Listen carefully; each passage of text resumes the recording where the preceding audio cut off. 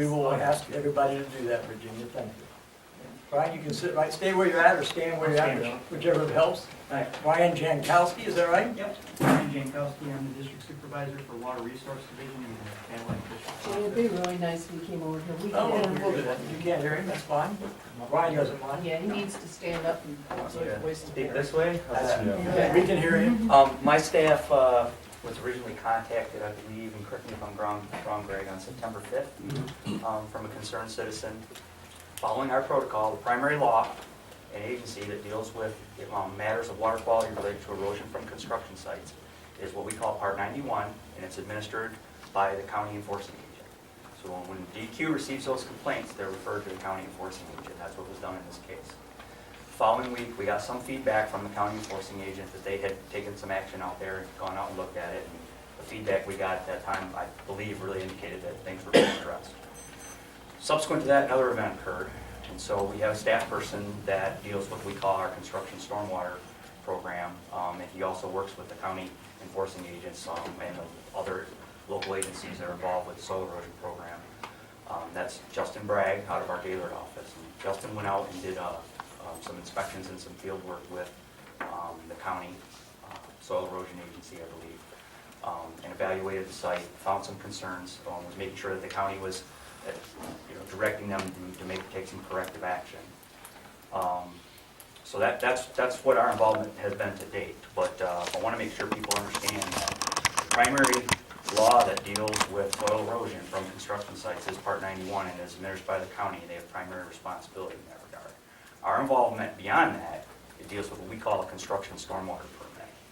And I want to make sure people understand that that construction stormwater permit falls under what we call a notice of coverage, which means the DEQ does not do a review of any plans or anything like that ahead of that process. That application is basically something that the developer files, pays a fee, and then they receive a permit called essentially what's a permit called a notice of coverage, saying that they're now, but they're responsible for the results of that. But I want to make sure you understand, we do not do a review of any plans or any stormwater controls through that process. That's almost entirely handled basically by paperwork exchanged in Lansing. But what that does is now they have a permit, essentially, that they're required to comply with, which they should not have a discharge of anything that's injurious to the waters of the state. Obviously, in this case, that did not occur. And so, we're pursuing the project in that regard. But we're strictly looking at what's happening in the creek as a result of a rain event. And basically, that program more or less falls in a kind of what I call a response type program. When there's a problem, we go out and deal with it, but there's really not a lot of our involvement ahead of that. So I know, what was your name again? Virginia T-Wilson. Yeah, she mentioned the DEQ permit, and I'm not exactly sure what permit she's talking about. She might be talking about the 303 wetlands permit, which really doesn't deal with this particular issue. It doesn't deal with runoff from a construction site. That's primarily falls under Part 31 and Part 91, which is administered by the county enforcement agent. So. I'd be happy to give you a copy of it. And Yeah, my staff issued it, so I know what permit you're talking about, I think. It's probably, it's Robbins Wetlands permit. That has a different purpose. What we can and can't control under that permit does not deal with things that are in the upland construction areas. So what is DEQ's involvement going forward? Well, at this point, we're going to continue to monitor the site, and if there continues to be a problem, we'll potentially pursue escalated enforcement against the landowner. Ultimately, the landowner is the responsible party. Since you're here and you so astutely pointed out that I referenced the wrong permit for your department. Well, that's not the wrong permit. The permit does apply to the site. Water Resources Division? I'm Excuse me. confused. That permit does apply to the site, but it doesn't deal really with the issue that is the primary issue at hand, which is the construction site on the upland, being bare with the soil eroding off of it. That deals with dredging and filling wetlands. Okay, thanks. Did you have any enforcement officer for this project? Pete Brewski, I believe. Yeah. Did you have any other projects either being developed or developed that in September with all this rain had any similar issues of runoff and retention pond? Not that I know of. I mean, I don't know of any construction site in that. I'm not talking about here, I'm talking Yeah, about, not that I know of, though. I do know on that September 5th event, we got complaints throughout the watershed of problems like that. So that's, that event was significant rainfall, and we had washouts and rain that occurred on other streams. We had several complaints that came in around that time frame, not just this one.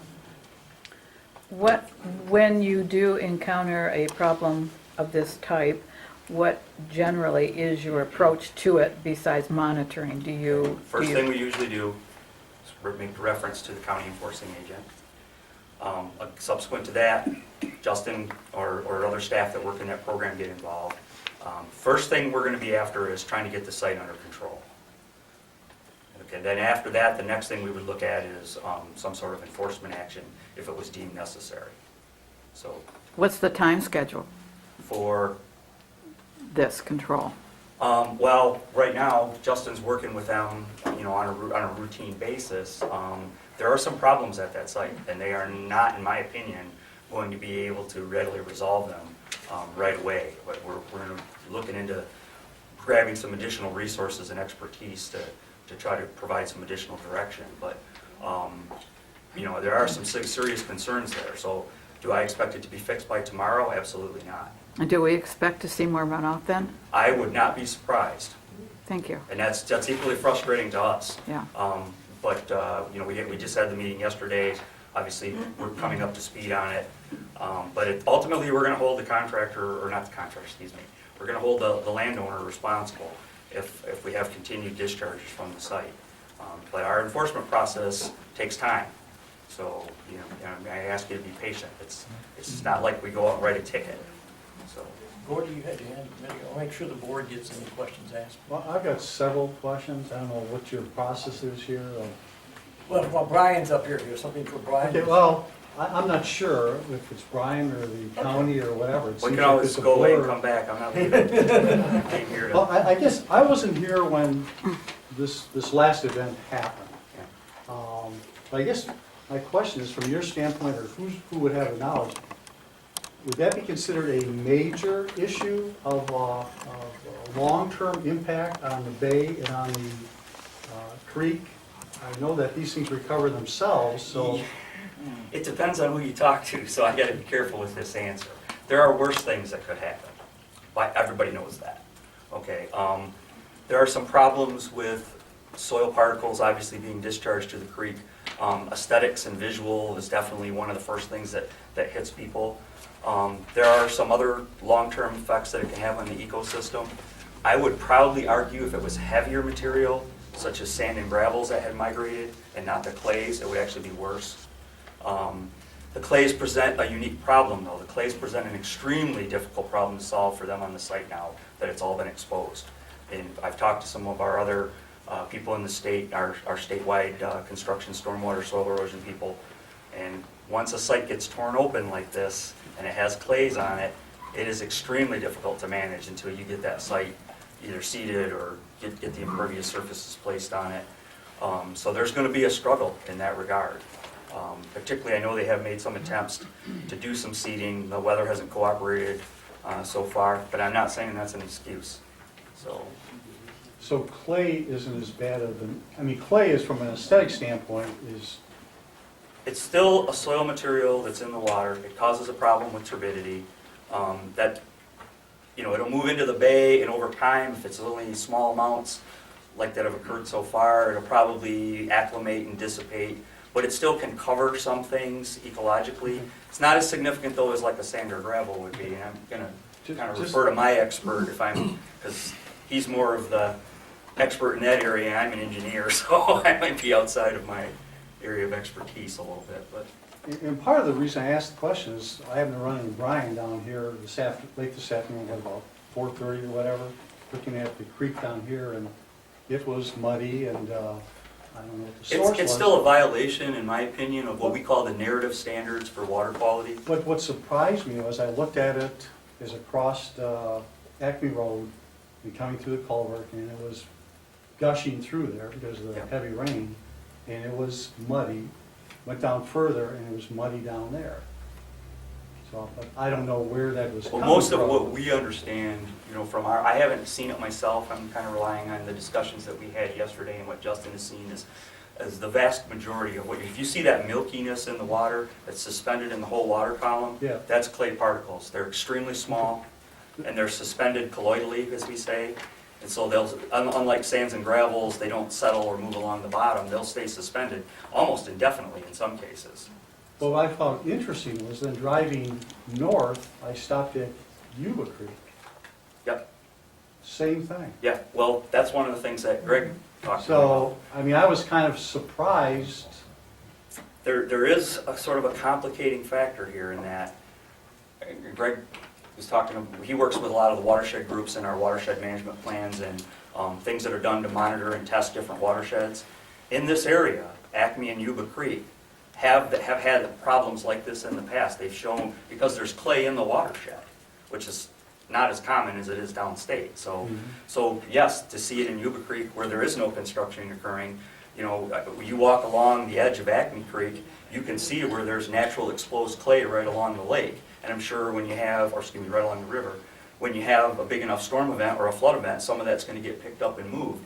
And past monitoring of those streams has shown that. But this is above and beyond that. No, I realize I mean, that, you've but got X many acres of clay material exposed, and once it starts to move and migrate, it's extremely difficult to get it to get it back, and it's also extremely difficult to get it out of suspension in the water. So if you have a retention treatment pond that's supposed to slow the water down and let things settle, clays won't settle. just as a follow-up on it, you mentioned that from your perspective, there's still some serious issues where they opened up the soil and Yes. no longer has any cover and whatever.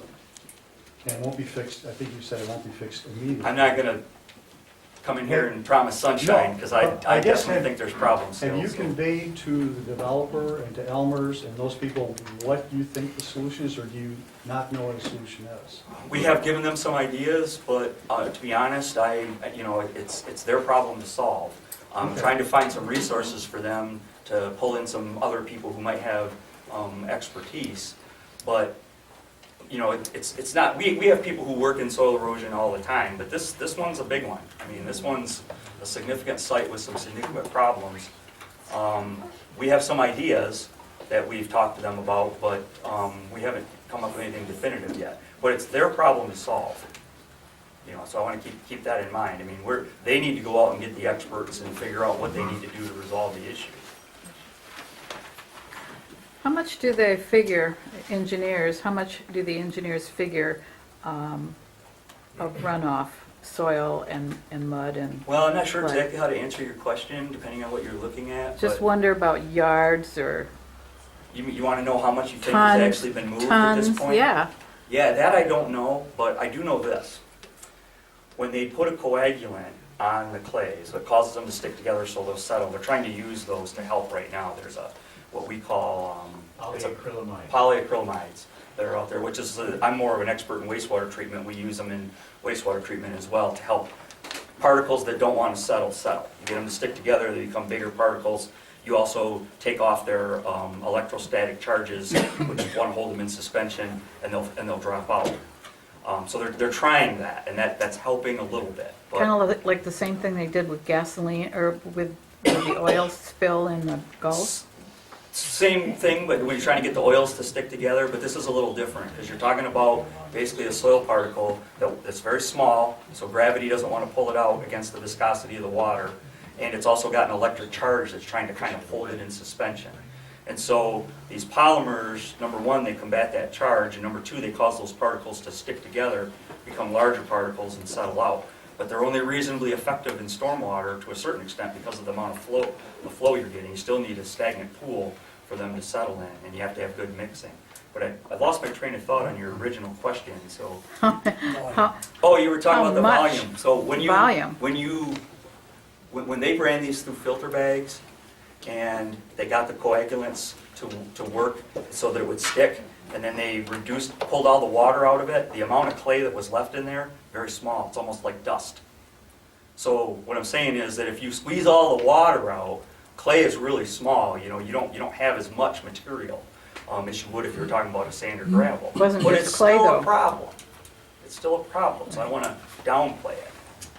I mean, but the volume is relatively small compared to other soil materials. But no, to my knowledge, nobody's calculated that volume, and I don't even know how you go about doing that at this point. Yeah. We've had 2 incidents already, and as I hear you speak today, it's ongoing and not yet totally corrected. Yeah, they've done some things to make improvements, but whether or not those are going to So be we still have sufficient, materials flowing into our Great Lakes from this site. we could. To my knowledge, we don't have any Any current. fines being leveled against anybody associated with this fiasco? By the department, not yet, but that's not off the table. But you gotta keep in mind, that's a long process. That's not like I go up there tomorrow and say, Who initiates here's that? your fine. From the DEQ's perspective, from a violation of Part 31 water quality standards, it would be initiated by my office, and I would start out with a violation notice, and then they would get an opportunity to respond to that notice, and then we can either negotiate a settlement, or we can, the next stage would be to refer it to our enforcement unit in Lansing, and then they can, again, at that point, we're still negotiating with the parties. If we have to go beyond that, then we'll make a reference to either a local prosecutor or the Attorney General's office. If I understand correctly, that matter then is under consideration by you, and are you weighing that dependent upon total reaction by the contractor, developer? I'm weighing that on a parties? lot of things right now, but I'm definitely not taking that off the table. I'm going to continue to watch what happens with the site, and I'll be working with staff in Lansing and other staff in other districts to make sure that we're being consistent with other actions that we've taken in the state, following our procedures and protocols for enforcement. Yeah, I'm gonna bring this back to the board, please. Yep. and publish it. No, you're all right. Okay. Board. Gordy, you have another question? You made a comment earlier, and I'm still confused on who's in the chain of all of this. Mhm. The DEQ has a role and the county has a The role. county has a role, and And- as does local government. Okay, So, but the county, you mentioned that you can kind of run on your own and make findings and issue. yep, and the county can do that too, and Well, how do you, okay, that's my point. You've got 2 separate organizations, both involved. it's not uncommon. I realize that. In all of government, that's not. Unfortunately, 2, quite more. Who of the 2, someone's got to be kind of the lead. Who's the- Usually in most cases, we would be the lead agency, except when you're talking about soil erosion. Well, in this case, the case we're talking about here, the event we're talking about here, is that the county has the lead and you support them, or you take the lead and they support you? I haven't spoken to the county about anything that they plan on doing in terms of enforcement. I mean, there's a unique relationship with us and the county in that regard, that maybe I did make clear. The state says, Part 91, the Soil Erosion and Sedimentation Control Act, is to be administered by a county enforcing agent. But the state of Michigan oversees and audits their programs, okay? So we do play a role, you know, have an oversight role with them. And so far, I mean, I know a lot of people are upset with the county, but they've done all the basic functions that would be expected of them. They required a permit and reviewed it, and generally have competent people on board. And believe me, I can show you counties where that's not the case. And they did respond to it. I mean, they didn't neglect the site. They can always debate as to whether they did the right thing fast enough, but they did respond to it, so. I guess I feel like if this was my problem, if I was a developer sitting on this thing, I'd want to have one source telling me what the expectation is, because they could be satisfying one, focusing on one, and then. And that may be true. What I would probably expect would happen is that there would be some cross-communication with us and them. We'd want to know what they're doing, but the state's not going to wait on the county and let the county make the decision in terms of whether or not we feel there's still an issue with Acme Creek from a water quality standpoint. So there could be a parallel action, and very often there should be coordination between us. But I would have to argue that where Part 91 is concerned, getting one voice from one level of government is not necessarily going to happen. Okay. So, We're keeping it at the board right now. There was a meeting yesterday that soil erosion was at in DEQ. Yes. Did you communicate with them? I didn't have Where much you at? opportunity. to Somebody talk to hit the them, switch back here, But please. Justin's been working with them. He's been in the field with them on several occasions. So there is coordination going on between the DEQ and soil erosion to come. Keep in mind what I said originally. Generally, for an issue like this, they are actually the lead agency. We're more of the backstop. So if I make the play to move on the construction stormwater permit, that would generally be the next line of defense, so So to that's speak. bumping soil erosion. Right, soil erosion should be the primary agency taking the lead role. There should be the, you know, So up in front. Justin has had communication with the soil erosion, and Yeah. Justin has been working with soil erosion to come up with. You walked that site too, haven't you, Justin, with Yeah, I was Pete? there for He's 5 probably walked that site Many enough to times. qualify as a marathoner Yes, I at this bet. point, so. And I'm in trouble because of all the clay I brought into the office off of it yesterday, so anyways. Oh, Gene? Somebody else? No, I want to make sure. Okay, thank you, Jay. I look at this as 6 questions in my mind. Who owns this problem? What are the priority issues to resolve urgently? Who is the expert, the leader of the team? What is the action plan? What is the process, timing, and monitoring measurements? And how will this be communicated most effectively? So we can recycle it. So in my head, we're on point 2 a little bit. What are the issues to resolve urgently? But also, who is the expert, the leader? Do you feel, Brian, that there's a cohesive team and an action plan here with knowledge and experts weighing in, and that things have been thought through, or? On the surface, I would say that's probably true. I think that based on the meeting yesterday, there was a great degree of expertise at that table. But the challenges that this site represents are significant, given the technology that's available, given the state Okay. that we're in now on that site. So there's some significant hurdles to overcome to get that site to a point where I would be comfortable that it can handle a rainfall without having a discharge to the creek. So you feel there's a team, is my question. I do, but I can't speak to how effective they're gonna be long-term, That's okay. or short-term, I should say. I'm more concerned with that. Okay. So, the department, you know, I mean, a lot of the questions you ask are really not questions that I can ask I answers understand that. solely. This Because is our my role in this, that's what I'm trying to clarify, is ultimately gonna be, if there's a continued discharge, then we're gonna issue a notice of violation, most likely. Mhm. And then I'll confer with the enforcement unit in Lansing and upper management, and decisions will be made as to whether we escalate or how we escalate, and what we negotiate with the owner. So ultimately, the department's gonna hold the owner responsible. What comes out of that enforcement case is beyond our control, because it depends on what kind of settlement we can negotiate with them, and if they're not willing to negotiate, it'll depend on what we can win in court. So that's why people understand it. The process isn't like I walk out with a piece of paper and say, fix it, or, you know, here's a ticket. You don't, I mean, we actually do have a ticketing process that we can go through under another law, but we generally don't want to do that, because then that limits any other enforcement actions, and it's a very minimal amount. So I don't want to play that card, because, you know, then that gets them off the hook for a few $100s. And You know, my focus is on urgent action, smart action, getting it fixed, getting it righted, and monitoring it consistently, Right. and going forward And to as be a honest, team and watching this. the state's going to say there's nobody better to do that than locals, who are here all the time, can tie into all the resources that the local government has. I mean, you know, we're covering multiple counties, and so, and I've got responsibilities to those counties as well. So, so we, you know, we like to use local resources, local eyes and ears, local units of government, county enforcing agents. Is somebody from the county here? I'm sorry. I do Don't not see believe that. tonight they are. Oh, then why not? Yeah, that's a good question. That's- Okay.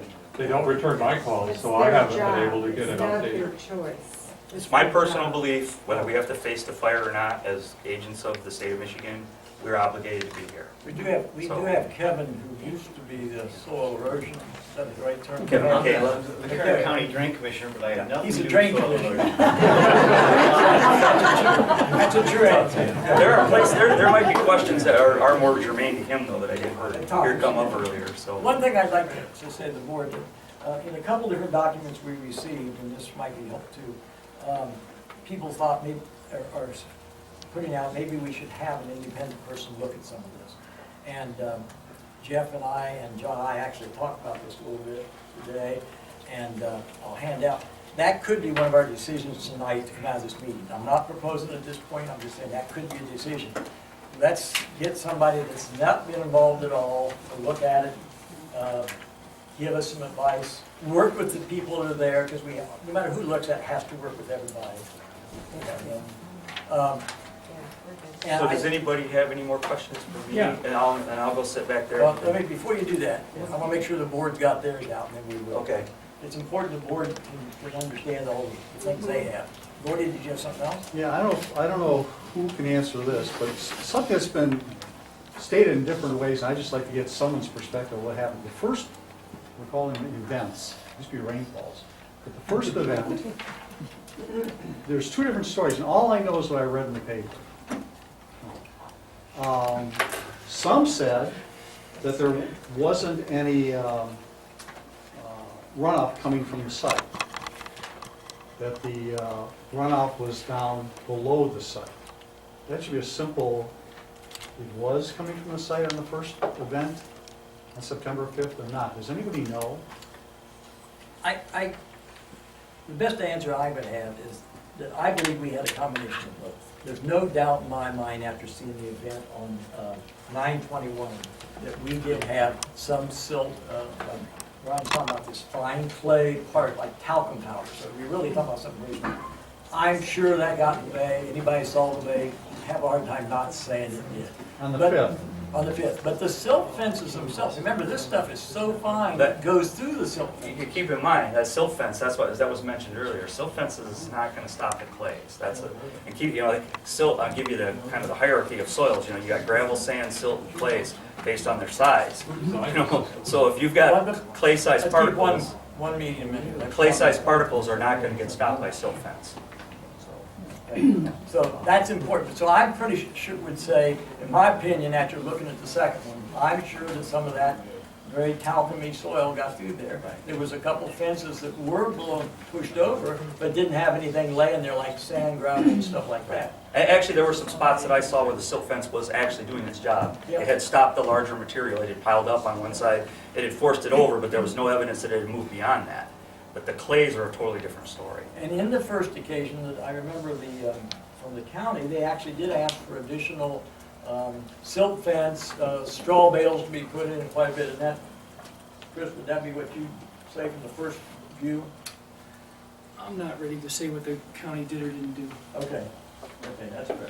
But I believe they did put some. But go back to your original question, based on the fact that we got complaints of other types of erosion occurring on that September 5th event in other places, it wouldn't surprise me if the source was not only the Myers site, but I would have a hard time believing that the Myers site was not at least a part Okay, of that. that's- Yeah. I think that's a fair Yeah. answer. But we Maybe had answers no that eyes on the question site on between that some day, saying so. no erosion to massive Right. erosion, that was the whole story. But based on what happened on subsequent events, I'd have a hard time believing that they weren't, that site wasn't contributing. Okay. Anybody else on the board? Amy?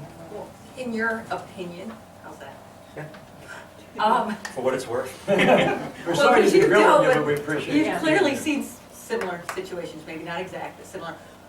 What's the length of time here to get something like this resolved? Are we looking at a 2-week, 6 months? I mean, I'm not obviously, really privy to what the details that the contractor, I mean, ultimately, the main thing that will affect the control of this site is getting the clay exposed areas covered.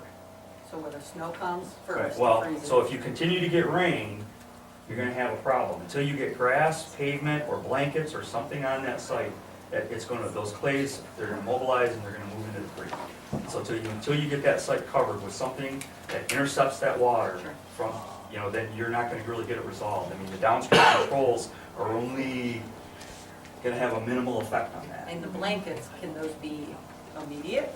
So Well, those just they- the straw blankets, No, they've these- already applied some of They those. put a lot of blankets in. Okay, I'm like, they've already It's a applied some big of those. site, I mean, that's something that the developer can choose to do based on the direction and things that he gets from the contractor, from all the other players. But the department, like I said, we're not gonna tell them what the solution is. But theoretically, they could cover the whole site in tarps, and that would resolve the problem. So, or at least most of it. I think that's why we go back to Dr. The water will still run off, but the clay won't be with it. That's the difference. Also getting topsoil and planting and seeds in there was very key to that issue. But that's a problem this time of year, depending on the weather, and that's where my concern is. is getting that stabilized in this late in the fall. Sometimes this late in the fall is the best time to grow grass, if you have the right fall weather. Right now, it's a concern. And then it'll be an issue again next spring. Another point of clarification, you clarified that, we did get some runoff, but we can't attribute everything that happened in September to that site, and probably wasn't huge, so that puts that to rest.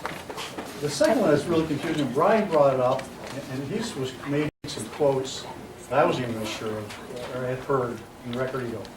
And that goes back to Dr. Grobel's visit in July. And the implication is, not the implication, the way it's stated is, he visited the site, saw some actions that need to be taken, documented them, acting on our behalf. Right. Passed those off to the developer, to Elmer's, whoever. And the implication is that they ignored it. I mean, that's what this quote's word, it said. However, we saw a document where the developer or Elmer's or someone responded and said, I received your letter on the 14th, I believe. We did this on the 15th, we did this on the 16th, we did all of these things, showed pictures back, before, after, with the exception of some things. So, can we get some clarification to the public, because I've heard this all over the place. Everyone is totally did not respond to, they did not respond. So can you, for the record, tell us? Absolutely, and Brian, I would be happy to take my own question. Yeah, I'm glad. I'll stay over here in case you want to bring me Okay, I back. think it's really important to be very clear and extremely honest in this process. Absolutely. I have been frustrated to the nth degree with this whole situation on a whole bunch of levels. So let me start somewhere, which is with your question, and then hopefully we can clear up some stuff. But yeah, there were comments made and documented. I haven't been really working on this in some kind of a fashion where I was to run out there periodically. I was called by John Icoangeli to go visit the site. I went and visited the site. I wrote up my comments from what I saw. I really haven't been involved in this process since the approval of the site plan and the special use permit. So, a couple things came immediately. One, silt fences, there were problems. The overall system was not designed in such a way that I thought it was going to work. But let's not lose sight of the forest for the trees. My comments about silt fences are nothing compared to the point that was made that the site had to be stabilized. Meaning grass, meaning cover. Temporary, permanent, and as I told the developers a couple days ago, I don't care how much money you spend on it if you have to go back and dig it up later. Stabilize the site. The site is clay covered, and we're going to have problems. They're going to continue. It's going to continue in the spring, in my opinion. There are no silt fences in the world that are going to stop it. The basins that were built were not the basins that were approved or designed by this township. We have a long public process to get to a resolution of a site plan permit and a review and approval and SUP permit. The contractor says that I approved somehow verbally a change in design, which I did not do. And instead of constructed wetlands, they were building retention basins. There's a combination of things here. The primary issues are the first thing I want to start with, which are one, the site needed to be stabilized, it was not. Two, the basins were not anywhere near what was approved. And we would have had clay leave either design with that storm event, with the site being open. The site was open. So, the question is always, well, who's to blame? I think there's plenty of blame to go around here. I think that on many levels, many agencies and certainly the landowners and developers have failed. We went through an entirely public and important, I think the process is key to make sure that this didn't happen, and it did. It happened twice. So, what's happened since is very positive. Number one, the basins are going to be built according to what we approved in the first place. That was agreed to yesterday. I was very happy to hear that. My perforated ulcer did not surface. I thought we were going to have a huge fight about that, but we didn't. It's been agreed that what was approved will be indeed built. It was also agreed that maximally they're going to cover this site. They're going to grass everything possible. They're going to tell us what's going on. I'm going to go out there regularly, every week, teaching 2 days a week downstate, but I'll be there every week, once or twice a week. They're going to monitor the creek once a week, based on my recommendations of what to sample for, so that we have a record of what the future holds. I'm also going to recommend that they go back and repeat the biological studies to see what the damage was. There was damage. Let's not pretend. This was very significant. If you're going to enforce, this is what you enforce on. I mean, what's the point of all these rules and regulations if nobody enforces? I asked the state directly, are you going to enforce? No. We're going to enforce the next time if it happens. I asked the county, are you going to enforce? Not sure. I recommended to the township that they enforce. Everybody wants to do the right thing. My opinion is far more strident than most, but I believe it's true. And that is that if, why pass it if you're not going to enforce? I'll be almost done in a second here. I think that the timing and the phasing of the project, the township required that the whole property be balanced, be opened in first phase. That was a mistake. I would recommend that you not do that in the future. Don't require all the roads, everything be built in the beginning. Do it phase by phase by phase, so this doesn't happen again. Everybody knew this was a clay site. We fought, I argued with Gordy Frazier, do some borings. No, we're not going to do borings. They finally did them. Finally, after 6 months of argument, oh, it's a clay site. It won't infiltrate. So we had to change our stormwater plan. It was no mystery that this was going to be an extremely delicate site for development, and that the stormwater system isn't just approvable, it had to be exemplary, or we were going to have a problem. And we had the problem. I have built wetlands. We have had 4 100-year events in the last decade. It's not a mystery either. So, 2 things to keep in mind about that. 1, what are best management practices? Is it the manual or is it common sense? 2, do we build to the county ordinance, which is a 25-year storm event, or do we do something better? If you read the documents Virginia Teagle mentioned, and early on, we started here saying we wanted a 100-year storm event, back to back. Don't let anything leave the site. That was compromised away through the planning process, was just normal. Come to something more reasonable. At the same time, this is what you get. So don't forget that. I think that we're on the right track. I personally apologize for what's happened. It should not have happened. It should not have happened. We did everything we could to prevent this from happening, and it did, twice. There was an interim period there that actions should have occurred that did not occur. So it didn't happen twice. It should have happened once. It happened twice. That's unacceptable. I think the economic impacts, if you don't care about the environment or fish, fine. But the economic impacts are huge on something like this, and it puts really a black eye, I think, on everybody. And we should learn from this and never go back to this kind of thing again. If you can't sleep at night, or just that kind of person, where you want to go back and read all the record, it's all in there. It was all said. It was all discussed. It was all supposed to be prevented, and it happened. So let's not do that again. I guess a follow-up, I think it's very good. But nothing you said surprises me. I mean, this project went on over a 10-year period, and things changed and views and go on and on. But I guess my take on this whole thing, and I think you said, we need to focus on remediating the situation, get everybody's head focused on getting it fixed, and if there's any discussion about fines or penalties or any of that stuff, if you throw that into the mix now, people become defensive and finger pointing will take place. So I hope the meeting, I wasn't at the meeting that Jay had, the DEQ and the county and Elmer's and developer and a litany of people, that they know that's the focus. Get it fixed, and after the fact, we can always come back, and if there was issues and someone is interested in finding somebody or that, do that later. I guess my only other item down is,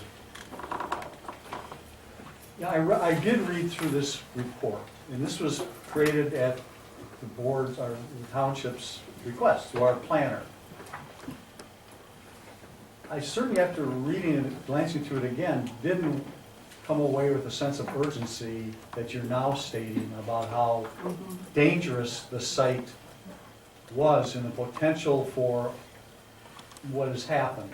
You know, it was silt fences, you know, maybe, and not being an engineer, maybe there's some very subtle things, but we never got a follow-up saying, you know, Armageddon is upon us. And I'm a little disappointed in that it Yeah. wasn't, the flag didn't raise up a little higher. Oh, okay, if this is my responsibility, I guess, then I will take it. But Our it's not my planner's responsibility. responsibility. It certainly is not my responsibility. And yes, if you read it, that's how we write. And we say when things need to be done, they need to be done. We don't put it in the memo if it's, you know, editorial. And did I know that there was a 100-year storm event coming? No. Was I told to wait a week before I inspected the site? Yes. And I am not going to take the blame, if that's what you're trying to do, No! for not saying there's going to be a catastrophe, but there certainly was. And there are 3 layers that are supposed to prevent that, and they all failed. Well, I guess maybe I was saying going forward, if you're going to be inspecting the site on a weekly basis at our expense, I would hope you would, because we're not engineers. We can read this, and I know it's silt fences, but we do probably need a little editorial comment that if you have real concerns, Well, that was not inspecting the written for the site. board. It was written to be sent to the developer who knew exactly what to do with it. If I was going to present to you or write a letter to you, I would have written a letter to you. I was not asked to do that. John, somebody should have, not that we could have prevented anything changed, but just, No, but I think that's where we're gonna go out of this meeting. We're gonna have it laid out. Who's responsible, who's coordinating, reports coming back, we're gonna post it on the website. That's what I'm hoping we're gonna get to. So that it's not he said, she said, somebody else's blame. There's no opinion involved here. It's been observed, it happened, it's fact. So it needs to be fixed, and they're working aggressively to fix it. I can't certify the fix. I think this is a really challenging site, as Brian said earlier. I agree. And Brian was very forceful in the meeting yesterday, as was the county, as to what happens next if there's a problem. was there any pushback at the meeting yesterday from the developer, Elmer's? I mean, you spoke bluntly Gordy to them. Frazier was defensive, there was no pushback from anybody. Steve Schooler said they would do everything we asked. Okay. It was not about shaving anything, it was about knowing what the list was. Great. But, you know, I had to sit through 10, 20 minutes of defensive stuff about how I had approved the change in the plan, which I hadn't approved, and, you know, it's just not appropriate. I will stand up for the public process. You can say that I made a mistake, that's fine, but I will stand up for that public process, you know, and to just build what you want to build instead of what we approved is entirely unacceptable. Excuse me, can I weigh in on that point for the board? Is this a Ken point of order? Pedersen, attorney at VGT. I didn't catch your name, sir. Ken Pedersen, P-E-T-T-E-R-S-O-N, attorney for VGT, Transfer Center.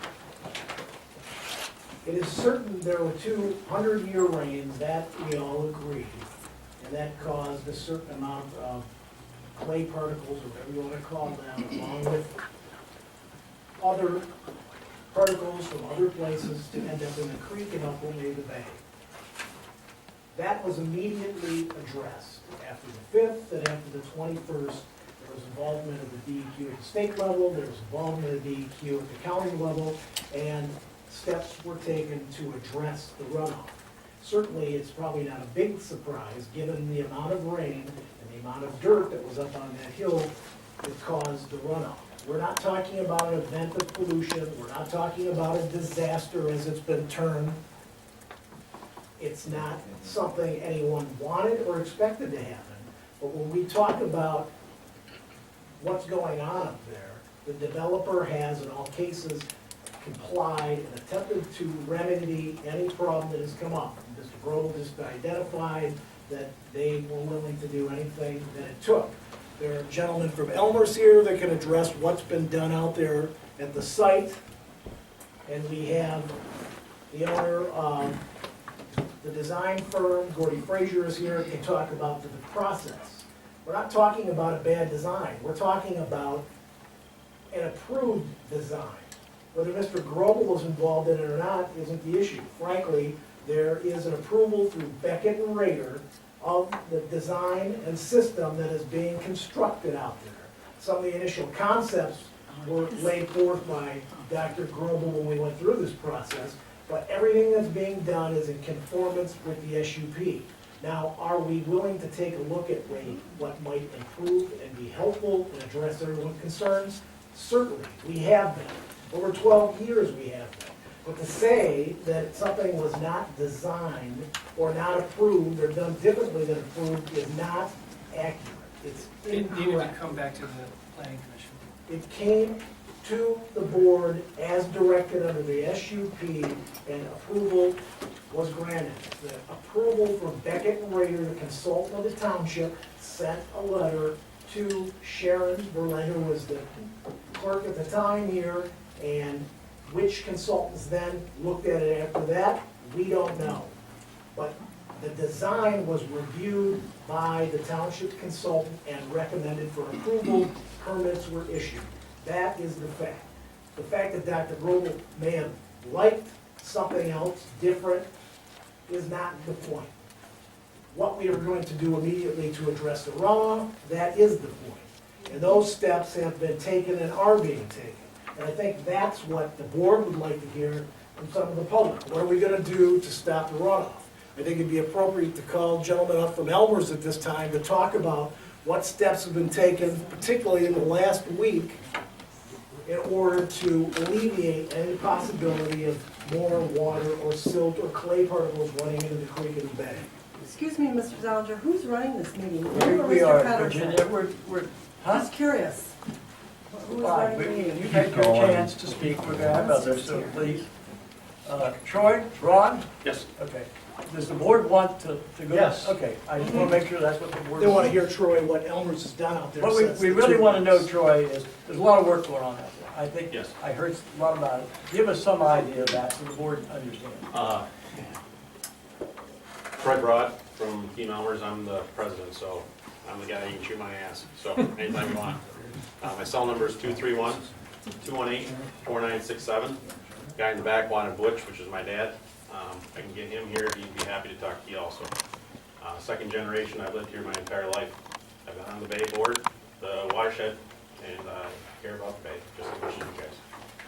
I'm sorry, there was coffee, I call it, that got into the stream. Steve, I went whitewater rafting with you, so you know, I mean, you can call me whatever time you want, and I'd like to solve the problem. I want to solve the problem just as much. What's that?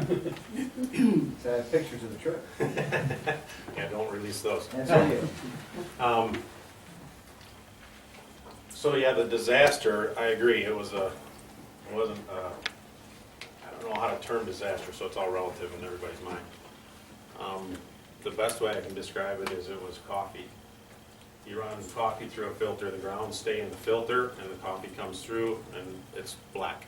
If we dump black in clear water, you're gonna have black water. Or in this term, I like cream in my coffee, so we got cream coffee water.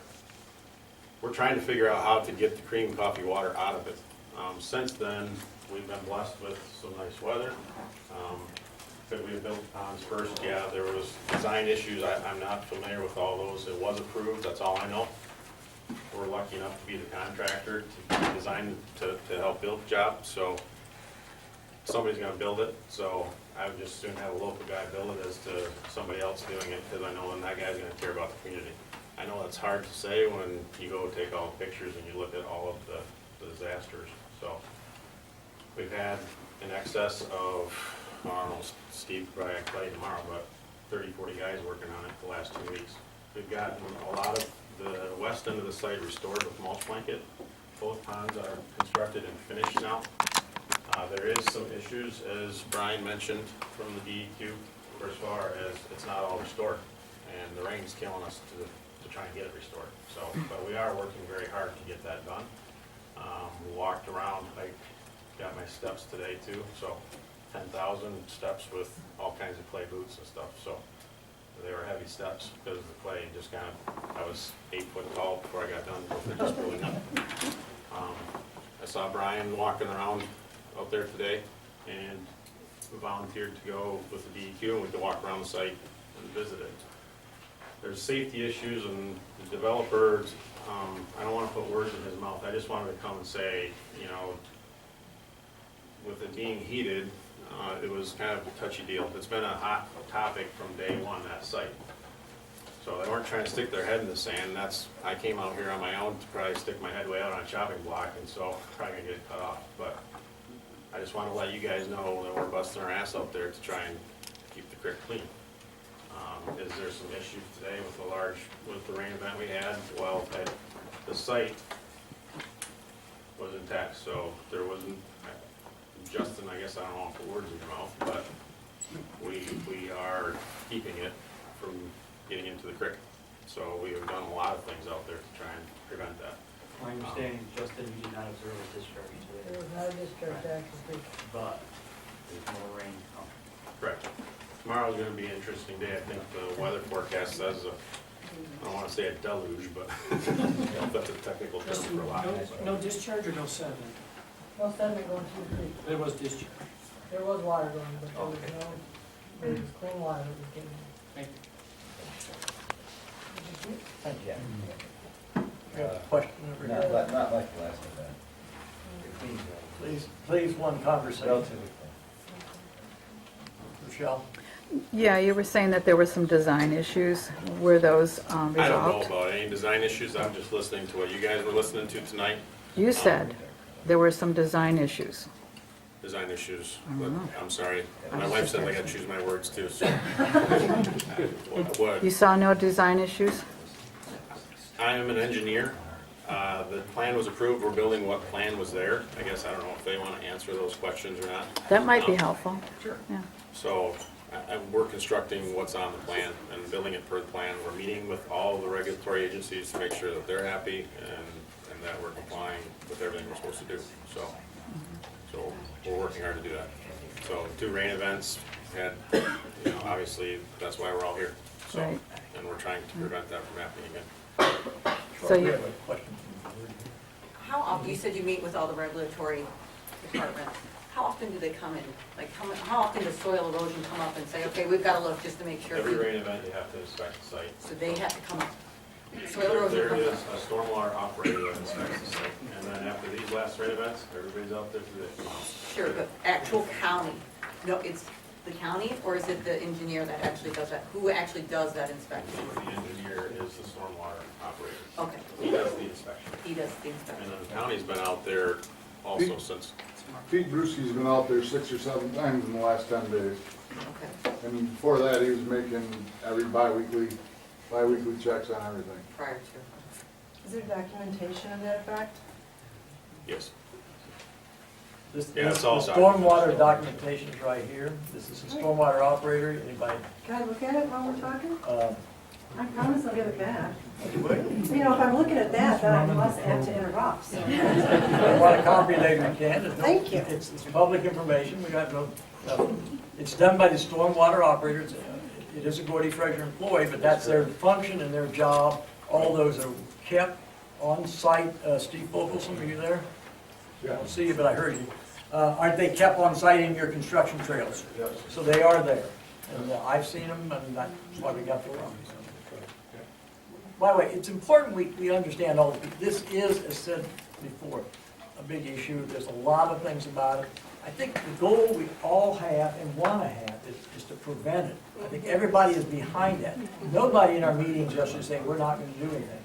In meetings, you often have confronting conversations. It's good conversations because we all learn about pieces of them. But in the end, everybody said, let's get at what we can do.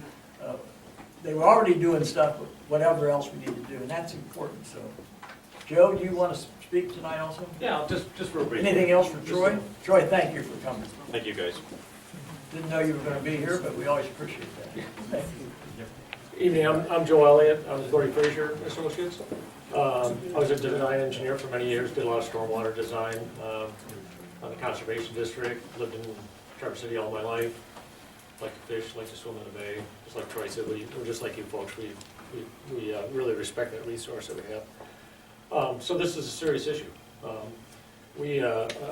got to commend Troy and his guys. I was out there walking the site today for a couple hours in the rain. Didn't see you, Justin. Maybe you must have been on different ends. It's a big site.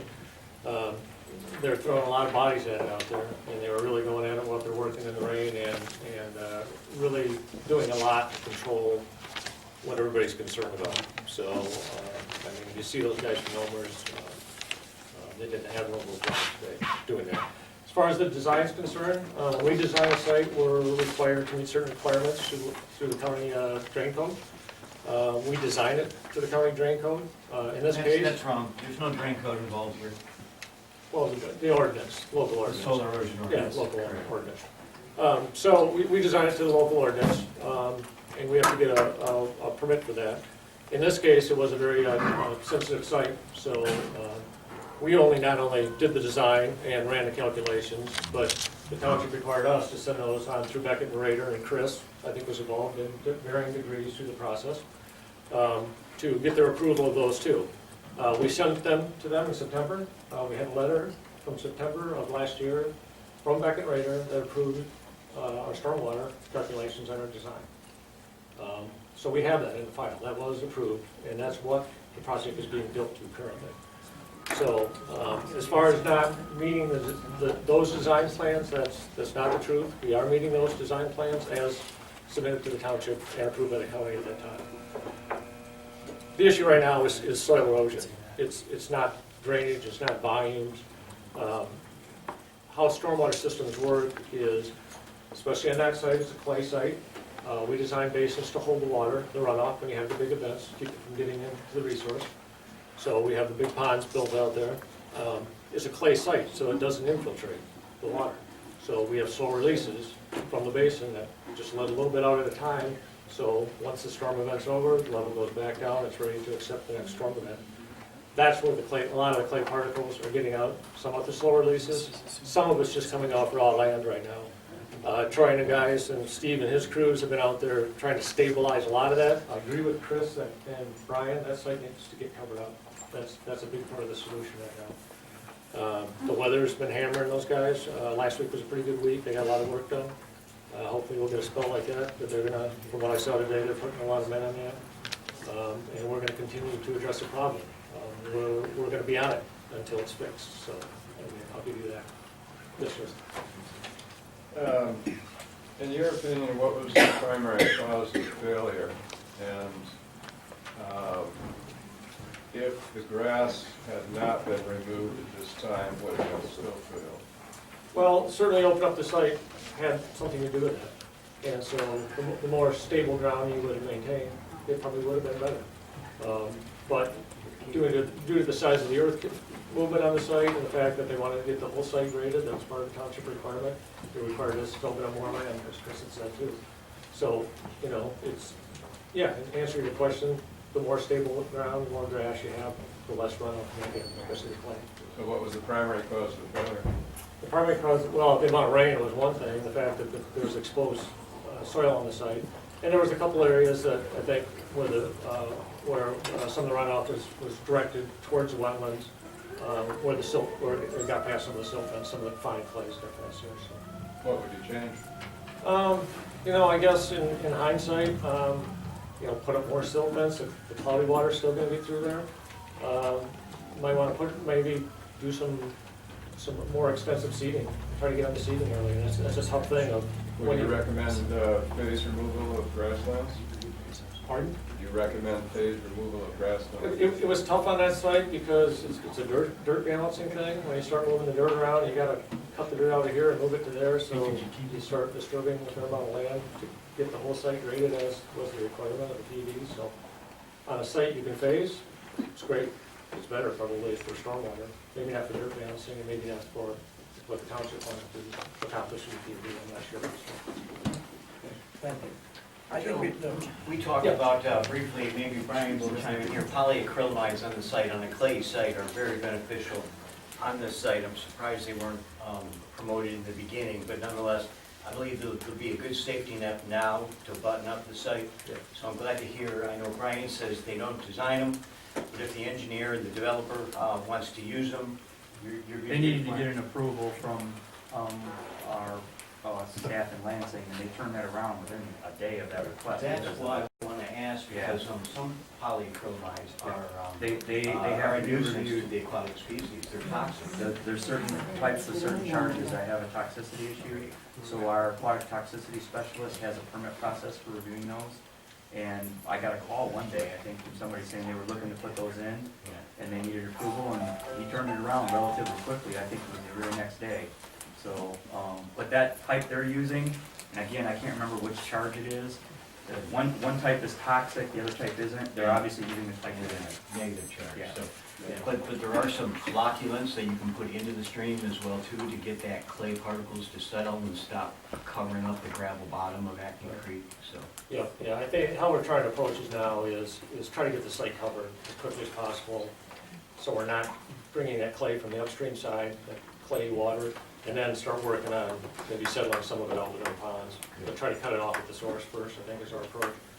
They do seem to be working. I was out there today, and on the upper end of those channels where they have those, as you go downstream, that water starts to clear, especially with some of the other measures that Steve put. That would be consistent with what Chris and I have said all along too, is that the source of the bare open ground that's 99% of the problem right now. I would agree. Yeah, you gotta get that covered. Yes, ma'am. I heard people talking about seeding, but the topsoil or the sand is gone, and it's clay, and anybody who's ever tried to plant a garden or anything in clay knows that grass won't grow in clay. Plus, now we have all this rain, which will wash the seeds away. So instead of seeding, and I happen to know somebody who's built roads for a long time, and they always say that it starts raining August 14th, I think. So there's a lot of rain, and so how are you going to seed? Because we're beyond I think we're beyond the best time to seed. So what is your plan for covering this up? I'd have to maybe have Steve talk to that, but they do have a large topsoil. We probably have 70% of it seeded currently. Okay. And I would guess 80–90% of it's topsoil. It's just too mushy. So before the last rain event, we had an area all ready to be seeded. They're gonna seed that Monday, and then we had the rain event before that, so. And So unfortunately, you need to last week wait, I'm sorry? Last week helped. With Yes. the Oh, sun. absolutely, Yeah. Well, we were ready, and then we had to redo all that and redo it. So the areas that are open are basically gonna be road that are left, and unfortunately, we need to get the utilities in that area. So we've been trying to restore as much as we can, other than what we need to disturb again in the road area. And we are still trying to figure out how to remove the coffee from the water. We've tried some, was it Storm Clear, which is, they talk about coagulants, trying to make it, and somebody else asked, how much can you specify, how much went off the site? And we have filter bags that are, quarter the size of this room, that you run through this coagulant into this filter bag to catch the sediment, and then it's clear coming out. Well, when they get all done, this bag blows up to the point where it won't let any more through it. When you get done, the guys can pick it up by hand. I mean, usually. I mentioned that earlier, it's basically a dusting. It's just a dust. Correct, yeah, I mean, so I'm not trying to dismiss it, because we are working very hard to keep it out of the stream, okay? But we're still trying to figure that out, so I don't want to say we got it solved, but we have made a lot of steps to prevent what happened last time. So. Thank you. Is it in-ground perk at all, well? The underlying soils, Basin purposes? the underlying soils are very impermeable. Yeah, that's what I thought so. Yep, so that's why we have slow releases in our basins, is because they won't naturally infiltrate into the soil. So there's no real permeable soil? No, I know we've done borings as deep as 40 feet, I think, in spots up there, it's just clay. Subsurfaces are always bigger. John, we're gonna bring it back to the board, but I think we wanna. Thank you. Appreciate everybody's comments, it's good we understand as much as we can. We've had some talks tonight, and Amy mentioned earlier some actions. One thing I would like to propose to the board is we do, this JF New is a company that we could hire independently as a consultant to help us look at this site, look at the design, work with everybody. Everybody's willing to work together, it's not they're not. And that's, that would be one proposal we could do to help us move forward to make sure we have everything appropriate. There's no question about what it is. Gordy? I'm always concerned when you have a problem adding more folks into it. It's been my experience, you try to go further ahead if you pull people off the project. So I don't know anything about these folks, and I'm hesitant, I'd be hesitant to say yes, throw another body in. And along the line, just kind of, if I may, again, just trying to sort out, this project's run for a long period of time. I wasn't here during a lot of the process, but I'm coming away with some conclusions. Or something I'd like to just summarize what I think was said. The developer and the spoke and said it was built to the SUP. I guess I'd like to just get that on the table so we get it clarified there. People may not have agreed with the SUP, thought it wasn't insufficient in terms of the requirements. Is the project being built in accordance with the terms of the SUP, which is a 1,100-page document, generally speaking? Who can answer that question? I guess I would like to answer in part, at least as to the discussion that Mr. Pedersen raised, and the approval of the stormwater system. I'm not going to get in back and forth with you today, and we can do that later. But I want to, and I'm sure we will, apparently. But I want to set for the record that I've looked at the documents that were reviewed and approved, and I've looked at the way this moved forward. I've looked at what the site plan approval was, which was the stormwater system that Dr. Grobel had a big part in, that was created at least conceptually by a company called King & McGregor. That approval was incorporated into the 1,100-page site plan. I think maybe you're being handed the general site plan approval, but the documents that they produced, the drawings that Gordy Frazier produced, both indicated the step-down wetland system. At some point during the process in the summer and fall of 2012, someone changed that. And there is a review by Beckett and Rader showing, it says, I just had it up in front of me, now I won't be able to find it. No, there it is right there. Our office has reviewed the stormwater plans dated September 5th, 2012, and received in our office September 6th, 2012. It is recommended that stormwater systems be approved for construction. The person who reviewed that plan, as I understand it, was not reviewing the pond system, was reviewing the numbers coming off, all of the impervious surface, the piping, the flows, and that sort of thing. That's what I understand. Regardless of that approval, though, this is a significant change to the site plan as approved. A significant change to a site plan requires a site plan amendment. We've done 4 of those so far, I think 3 or 4 of those site plan amendments. It's not a secret process, it's a public process. It comes at a request from the applicant. It didn't come. This system is inconsistent, as far as I'm concerned. It doesn't meet the requirements. Now, I heard something different tonight than what I heard yesterday with Steve Stewart. And I think Chris and Jay and Brian and everyone else who was here would agree with me. Yesterday I heard they are going to work with Grobel, Beckett and Rader, King and McGregor and Gordy Frazier to redesign this system to meet those requirements. That's what I heard yesterday. That's what I'm relying on and I'm expecting to happen. If it doesn't happen, then something else has to happen from the township. But until that process, this is the first time tonight that I've heard that it's not going to happen or maybe won't happen. Until that process breaks down, we'll move forward with assuming that it's going to go forward. If you were to hire JF New would be stepping in to do part of that process, probably relieving the majority of the Beckett and Rader review. Grobel would still probably be the, the partial reviewer of it, but it would remove the Beckett and Rader engineers from that process. Because it would be someone independent and new. So I'm not suggesting whether you do or don't, that's your decision. What I'm saying is I wanted to make sure the record was clear as to that issue. I'm no engineer, I'm no scientist, I don't have any opinion as to whether these basins that were, I'm looking at it on my computer, so I'm pointing at it. These basins that were created that are almost complete or very nearly complete are or aren't sufficient to handle and manage stormwater on the site. That question is. The original SUP had like 3 little black river turk and kidney bean-shaped basins, and had some wetlands in those. That got changed during the process. When we did the final submittal, and back in rate of review, they approved our design. No, my really question We're is not going to get an that. argument on that anymore. But I've already given you I'm my just opinion getting on that. to the next one. Okay. So yesterday when they met, I know Chris had some discussion with Terry and Steve, I think, and talked about how could they accomplish the function of that system in the configuration, by modifying the configuration we have now. Correct me if I'm wrong, Chris, because I wasn't there. So this is what I heard secondhand. So we're going to make some modifications to try to replicate the functionality of what you didn't get that was in the SUP.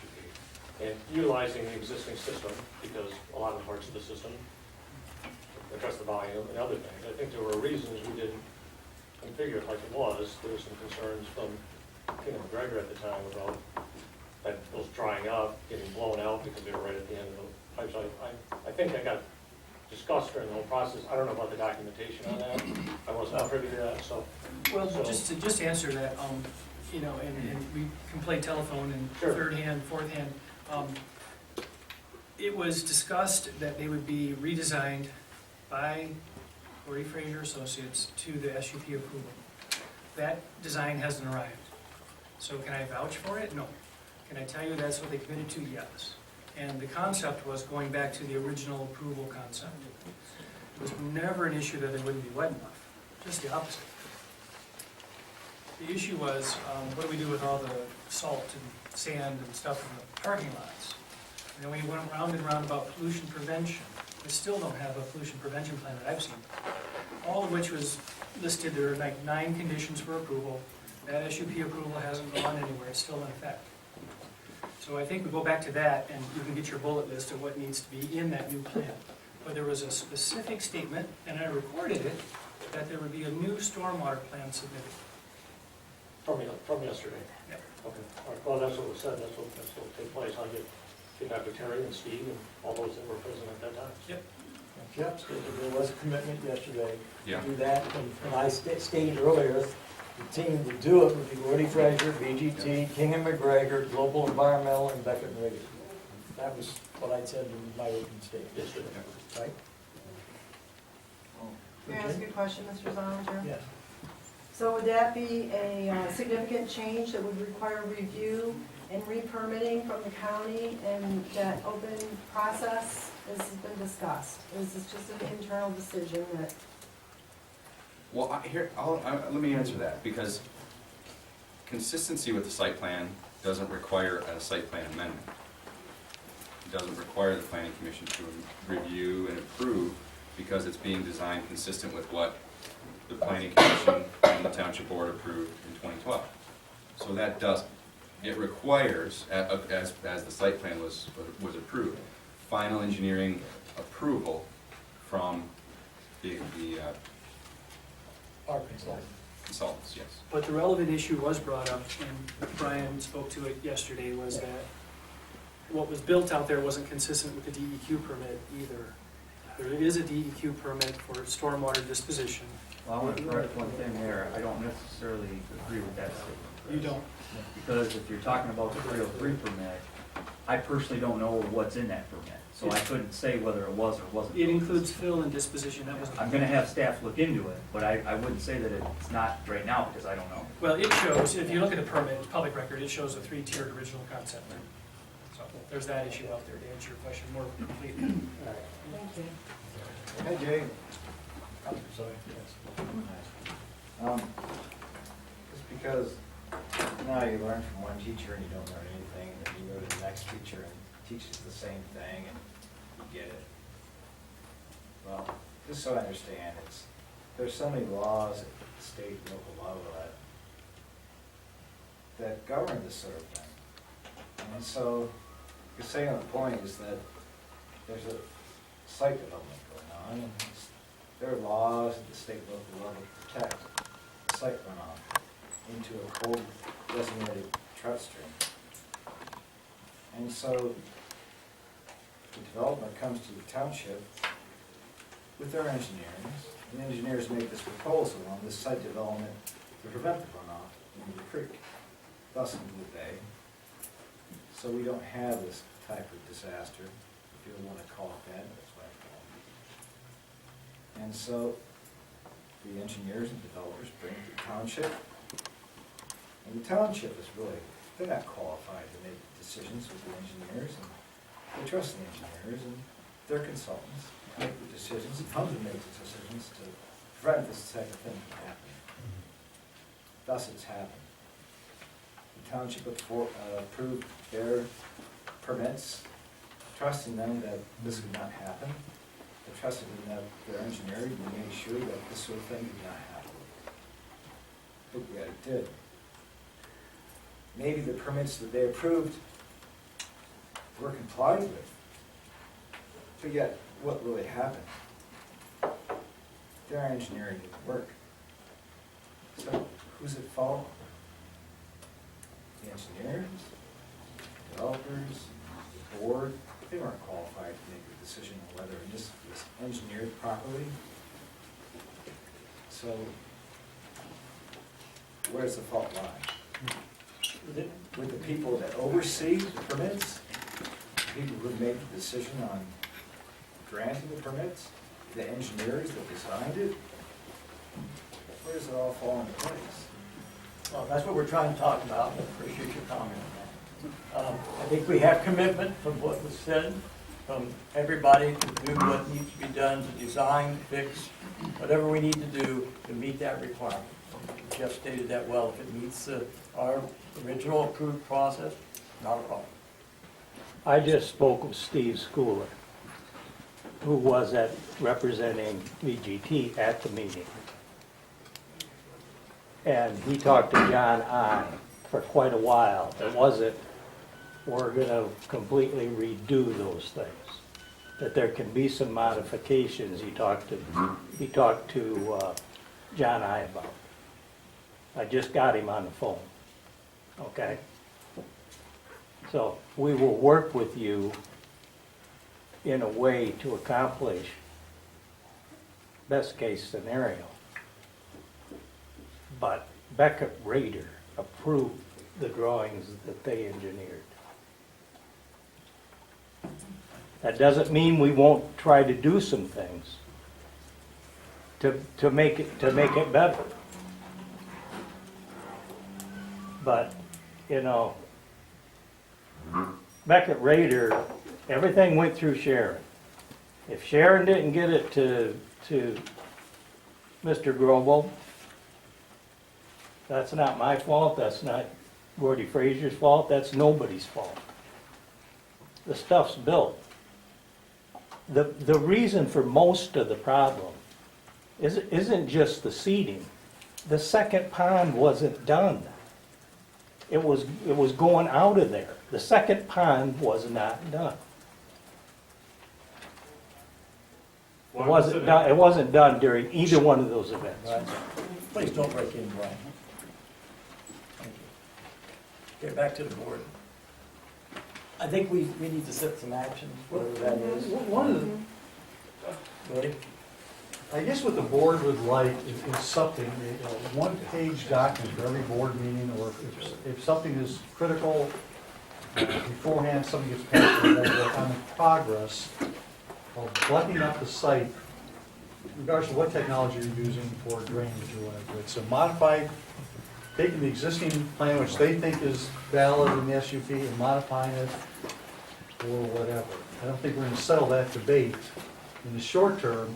We can't slow the process down of fixing it to get the lawyers saying, John and I approve something or whatever. So I think we need to go ahead with where we are.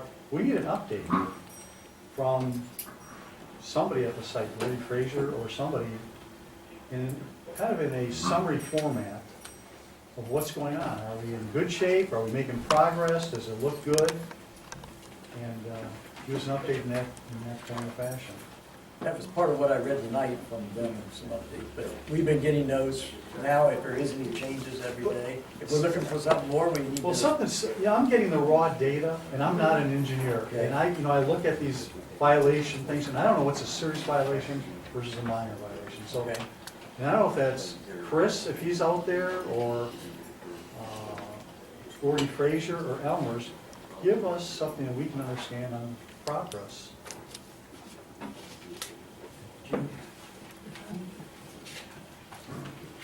All the input and all the discussion has been very good. I'm sorry, I'm going back to my point 3 now. Who is the expert? Who is the leader? When you have the people, Brian, Troy, Chris, Joe, do people feel there's a cohesive team to help our developers face forward and get this fixed? And then, because I'm thinking, the communication's wonderful, but I want to know, is there a team? Is there a leader? Who's the leader? Is there an action plan? Or maybe will there be? By what time? When is that? What's the process, timing? How's it going to be monitored? And then those are things as a layperson that I can see and will feel good about. And I think that will help our developer too. So face forward, I think the communication is great, but who's the ringleader? Who's the leader and what's the action plan?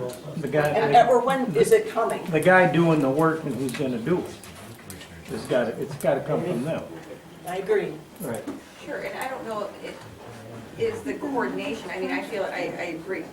They have their engineers and doing the work, that they're gonna feed us information, but none of us know this stuff. Yep. And so we need somebody working on our behalf that can interpret that, which I'm a little concerned now that somebody reviewed something in the site plan and fed it to the board, if I'm incorrect, so then the board is like, oh, yeah, stormwater's been reviewed. Why at the board would I think, if I got something from Chris Robel or John I that said stormwater's approved, I'm not gonna know enough to look at that site plan and look, oh my gosh, that's not designed, I would have no clue. So I guess I feel like we need somebody on our behalf that's gonna be that person that can talk the lingo and then communicate with us if there are issues. So I don't know, that's where, Well, we have a couple of things. that's where I don't, One is we could look at, this consultant, council has used, so he is familiar with them in some time. That's why we looked at this. That was one that John and I had mentioned yesterday, was one to look at. The other was we could use our township engineer of record on this, and they do sue, and have them take the information, distill it down for us. That's one way. I'm open to whatever. right.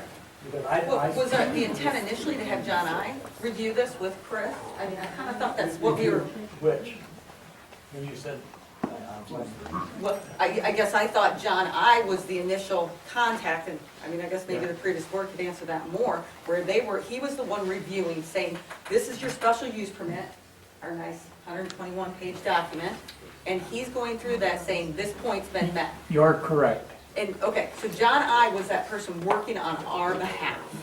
So now I feel like, okay, there's been some gap. That's what I'm seeing, okay? And I don't know. Whose fault, I don't care right now. I just want to make sure we can resolve the problem and not have it happen again, and we go from here.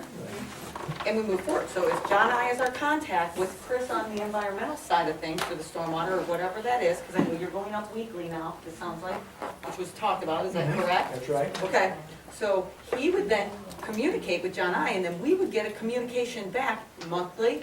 I mean, I Well, I agree. think it's more often than that. Whatever it is, if he's going up weekly, it's weekly. I mean, I'm just saying some kind of communication In a manner that's less engineering focused and more, issue.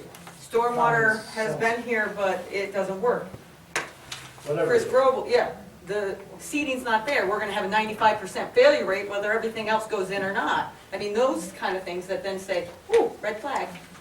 Because when I read that special use permit, it's the Board of Trustees. That's the responsible party here for a lot of this special use permit. So I feel like maybe there's been a little, ooh, let's refocus and make sure we've communicated with our consultants that they understand what they're doing for us. It's unfortunate, John couldn't make it like we asked him to, and he had another engagement previously set. We would have liked to have him. Yeah, absolutely. No doubt about that.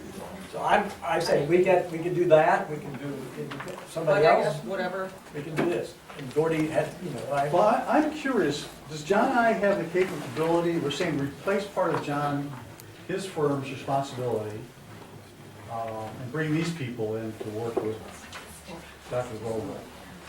And we're saying both him and Dr. Grobel, this firm works for us as a board to help work these issues, design this, look at anything we need to look at. Why? That's just a suggestion. I'm amazed, I mean, John and I's been through this from day one. Well, he'll never be out of it, but it just But now helps us. why, what is this person gonna add to the equation that John and I, who have invested a lot of money in, who's probably read the 1,000 and 1,100 page document over time, to bring another person in, what would that add to the equation? Who suggested bringing in these guys? We have, in two different correspondence to us from people, they had suggested maybe that's it. One, if you saw today, the Watershed Council had suggested that. I think John Nelson's here tonight, right? I think that had been suggested by Watershed at one time to bring somebody else, independent person in to look at it. You'll be preparing a letter that would state that. Yeah, that's what I heard, so, Steve. And another one was another citizen group that had asked that, it's part of the package. So I'm just saying, that is a way we could do it. It's not we had to, I'm just proposing that as, To me, that's window dressing. Either John and I and his organization have the wherewithal and the capability, or they don't. And if the answer is they don't, then we need to know that. If they do, why change horses in midstream? I have a lot of It's beyond confidence. me. When I say this, I have a lot of confidence in John and that team, they've been doing a lot of good work. We just offered it as another Well, possibility. unless I hear something to the contrary, I would not support Okay. throwing another. Steve? Well, I'd just like to agree with Amy that John I was the one that everything was going through and was approving this and saying this. So having John I extracted from it it sure isn't what I want to see happen. Okay. Thank you. And I agree with Gordy too. Okay. So, I'm just trying to figure, I have no problem with John continuing to do it. I think what we're asking to do is have him put together for us some additional information, and as we get reports, condense them in a manner we can see them in a more understandable way, let's call it. Or we tell him, we want him inspecting the site these times, this many times. We want to know and make sure this is being complied with based on the state that project's in. So if we're at the stormwater area, then maybe it's going to be Chris that's up there. And then if we're getting pavement and it's more that, then maybe, I mean, I'm not saying I have that expertise, I don't, but I just feel like we need to give a guideline saying, hey, John, we want you up there more than when there's a crisis. Okay, we're under crisis now, and I feel like we're reacting. I want to not have to react. Yes. But I don't know that those communications, I don't know. That's where I'm saying, let's make sure we communicate that with him so it's very clear. And so then there's no And I don't know, I'm just saying, let's just make sure we communicate, and if Chris is going out during the stormwater process on a weekly basis, or a couple times, depending on what works on his schedule. I mean, I don't know if we have to lay that out now, if we do that here, okay, this is reasonable, or if that is something that we meet with John I on a development of this scale, I think we ought what's to, normal. my suggestion is we meet with John. John, okay. Yes, I think we really do, and we can express better what we want. He can then help us together lay that out, whatever that is, that we're gonna do. And Yeah, then it's those hard to do reports- without him here to do Yes. that. Can we have him at the, I realize you won't be here, but can we have him at the next meeting next Tuesday? And just, We will try, if he's available, we'll sure try to Well- see. we gotta push on him. this is a big Yeah, I agree with Gordy, but issue, and if he's unavailable, that's telling, and although I just said we don't want to change horses midstream, I think that tells us something downstream I'm not comfortable. well, when I say that, I mean, I can't commit for somebody until I ask. Tonight, we thought he could be here, and he had another commitment he just couldn't get out of. I mean, it's like Chris talking about teaching in the downstate. If we asked Chris to be here tonight, pretty hard to get out of your teaching, wouldn't you say? For a day? For you, Jay, You'd do it. That's great if you would, I'm glad. I mean, I just would say, move mountains and keep sediment out of streams. good. So, yeah, we will make Get your every effort. wellies on and We'll make every effort. I'm not trying to say you can't, it's hard to commit for anybody else until you ask. I think, from my perspective, and I agree with what I'm hearing here, I would really like to have John come on Tuesday with a proposal to us on how he is going to be the communicator, ringleader for us and keep us updated. Not have a group discussion on how he should, but what is his proposal based on his best practices for his industry, and then we can see, hey, is that okay or not? I think that would be most efficient. And if he wants to send it to us in advance, because the packet's already out, or put it right up with the packet, great, so that the public can see. Packets out, so. Yeah. it has- Put up online. I have no problem with that. I'll be glad to talk to Johnny later tonight or tomorrow. Thank you, Yeah. thank you. No, that's good. Anything else? Are you ready for public? No, not at this Okay. point. Thank you, I appreciate it, but we want to make sure we've Yeah, gone through I what we need to do. understand And then we can go on with the normal agenda and move on. Is there anything else on the board at this time? I think that's just the first step, and then we'll develop anything else we need. Yeah, I mean, the only other thing that I think that I got quite a bit from the public tonight was communication. And I think that maybe we need to add a little tab to our website if we're gonna start having reports. Public reports, if they're coming to the board, they are public information and they can be linked. I mean, it is the biggest development since probably the resort has gone in. It's a big impact on everyone. And so we've got nothing to hide. The developers, I feel, are trying to accommodate with some things that have happened. So it's not trying to smear mud to anybody. And I think that would be helpful for just everyone involved. And I don't know if that's possible with the web design or not, but it's We just will another look at that. link under the planning commission, because there's a Meyer archive. Well, we have a spot for that, so Yeah. we could Just link it to onto go to that that. spot and put something in there. Just the button, new button. Anything else on the board?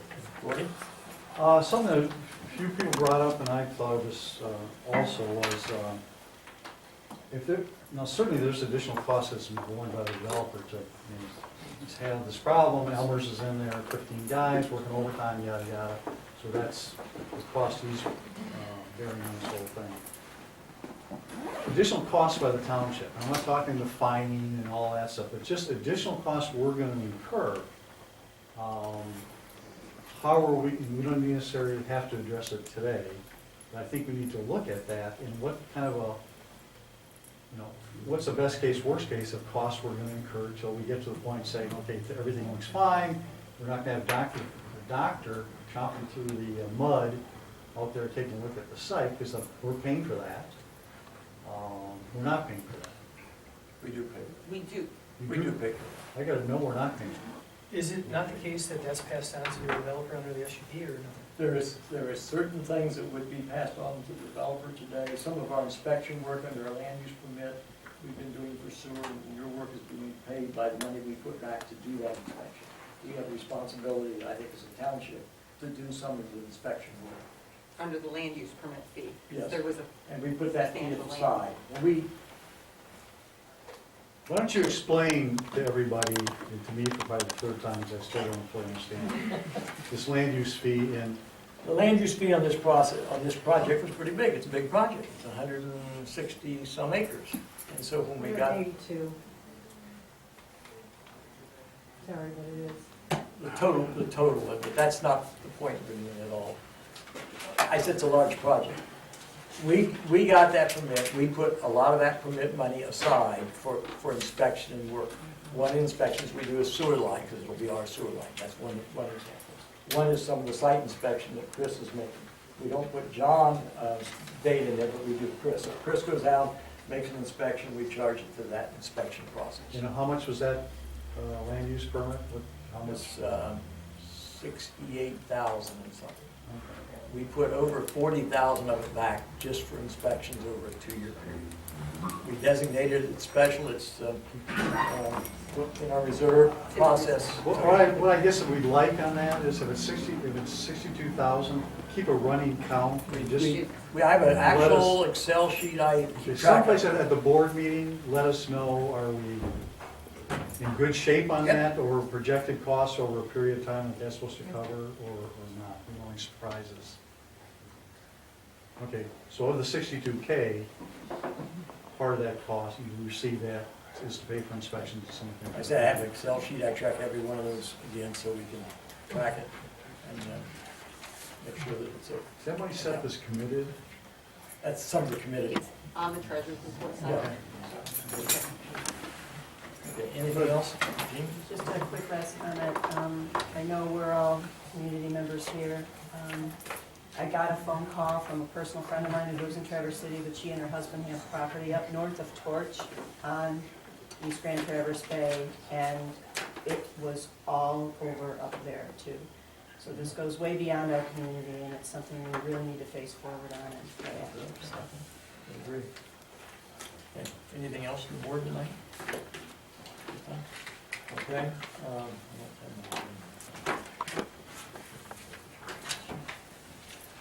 At this time, we will open them back to the public for the last public comment session of the night. We appreciate everybody coming. It's a critical issue to all of us. We've got to get things fixed, we've got to get things moving, we've got to get things right. John? Okay. Just a couple of final thoughts, I guess.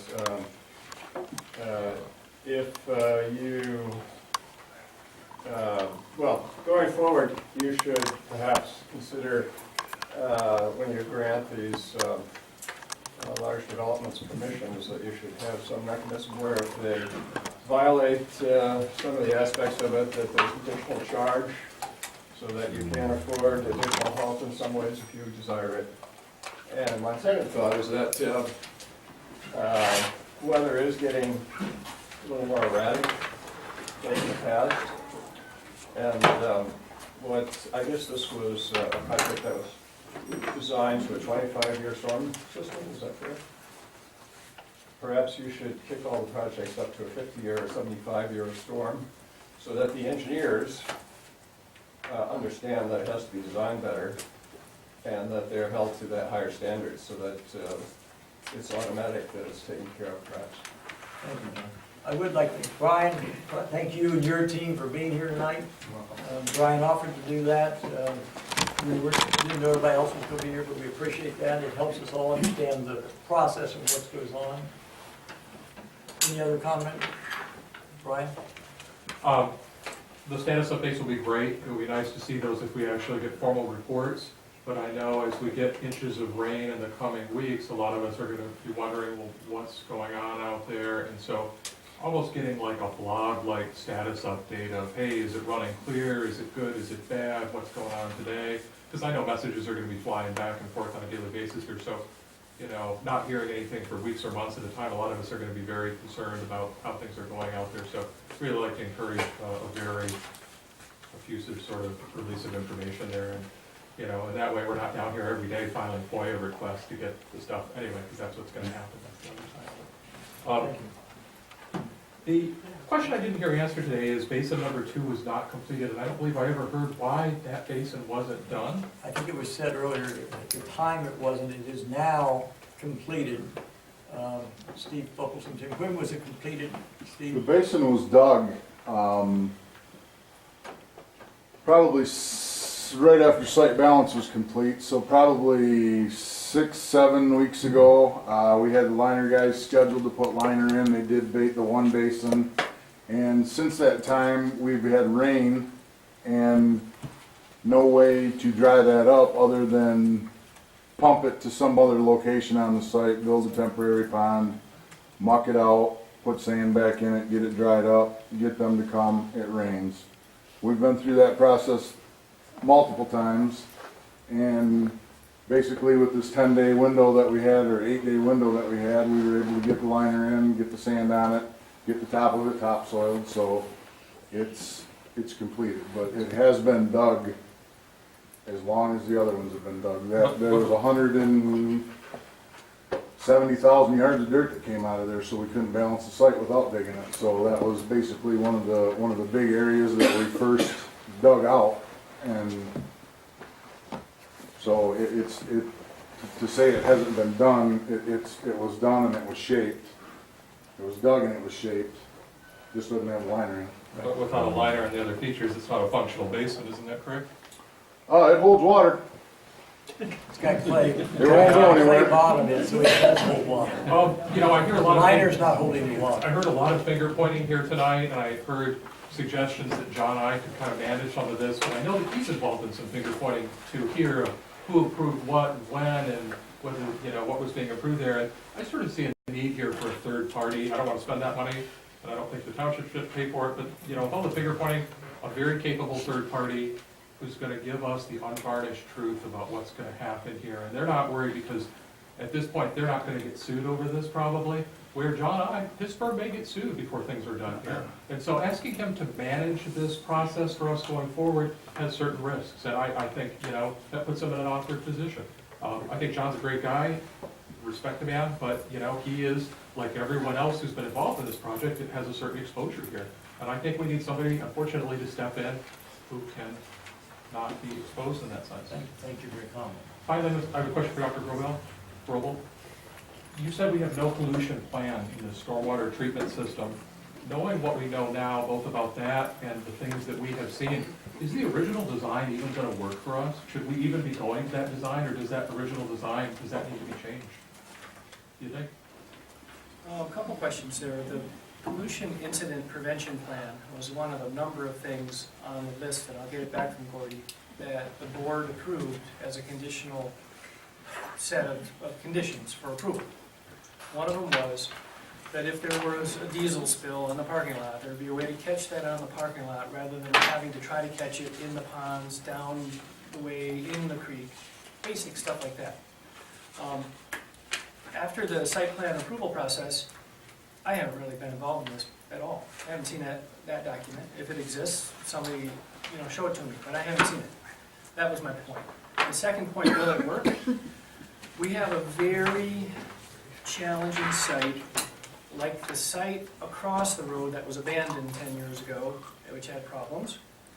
This one is very difficult site, and because it's clay. So, I think, and you know, you said you wanted unvarnished truth. I've tried to give you that tonight from my perspective, you know, wherever that falls. But there will be continued issues on this site. This is going to be a difficult site. And I think relying on the basins to solve the problem is not your solution. Your solution is getting that site stabilized upstream. And I tried to say that very clearly. So, you can, and the meeting yesterday people did, they talked for a long time about fixes at the end of the pipe, and I had to interrupt and say, no, let's stop this discussion, let's go back to the real issue, which is the source. So, we have commitments now that the source area is going to be stabilized, and that's the thing that, for me, I'd like to keep an eye on, make sure that actually happens. Yeah, run down here, I'll come back to the board. And Great, I'll be brief. A few key points. First of all, that was great, Jay, how you thanked Brian and Dr. Grobel. Both of you have taken a lot of heat here, and Dr. Grobel, you were the only one that apologized and took flat-out responsibility. I think that's big of you. Here, I'm disappointed not to see the county soil erosion department, so we can see if they're in agreement with the team approach here. Trustee Ackerman, I think you alluded to that. What is the team approach? So let me digress just for a moment. Historically, the drain commissioners, my neck was on the table here. I handled soil erosion and stormwater. The county made a decision to separate all this out. The county got out of the stormwater business and said, now it's the township's responsibility, and I warned them when they made that decision, it was a split decision. Do you really want to do this while the Meyer project and while the Boardman Dam project is going on? So I'm not Monday morning quarterbacking. I warned them about this, and so your burden is real. This was too quick, too soon for this community to have to take this on. But nonetheless, looking ahead rather than blame solutions is, like Trustee Ackerman said, and I'm hearing from the developer, to get this team approach, get soil erosion, the stormwater people, and then the DEQ has the National Permit Pollution Discharge Elimination System responsibility. Those are your three key players. It used to just be two, the Drain Commission and the DEQ. So I'm confident if you get that team approach, you'll get this solved. Thank you. This is actually, and it's a question, maybe for either one of you, I'm not sure. But wouldn't the pollution control, if it's in the pavement or the parking lot, it would be for that not this developer, but the individual store? So when Meyer came in and they had a parking lot plan, the parking lot would be doing the catch basins. That's not their responsibility, if I'm incorrect, because they own that site, correct? And so now if we have another developer coming in, the housing, if they're gonna do a pollution control, if it's parking lots, should it not be on their site plan that we should be seeing the pollution control, not necessarily with the big overall? Is that correct, or no? If I may, really quickly, and this is really Jeff's answer, but when we did the site plan review, it was for that whole site plan. And the requirement was for that entire proposal as in front of the community. So that means, yes, all of them would have to update, do additional planning, all that stuff. Anybody down the road would not be exempt from those requirements, those are all the same. Meyer actually has a plan. But they would be the one providing it. That's what I think. I think it would be Meyer develop, or whoever the company is coming in would give us that pollution control. Going forward, that may be the case, or it's a consistent one that gets approved and that gets applied to every. Okay, this is. I don't, Got it. I'm not Okay. certain No, I'm asking. Yeah. the best scenario for that. What I would want, just to go backwards though, remember the site plan approval in 2012 was for phase 1 of the VGT. Phase 1 of the VGT was the Meyer store, those roads, stormwater, sewer, water, I'm certainly missing things. But so it was all one, there was no separate Meyer approval, that was the Meyer approval. Sure. So those were all combined. Now, that Meyer has a land use permit that they acquired because of the site plan approval. So their land use permit is under that 2012 site plan approval. All right, so pollution So control, those two are when tied would together. that- Okay, so when would that come in? When would this plan be? Today? I don't know. I have it on my list, maybe to find out. I'm just. That's a fair question. I know we've seen it on some things, and we'll make sure that we find it. Okay, Second. Go ahead. Alan on this subject again. Did you say, Jay, that John I knows something? John I knows him, Jeff has worked with him on another project, and that's all I said. Just a quick comment. There may be a need and a desire after, we've sinks in for a few days to really consider a third-party person to come in. But with all due respect to John Icoangeli and anyone else who may know this person, it would be nice to have someone that isn't really known to the other people here, truly third-party.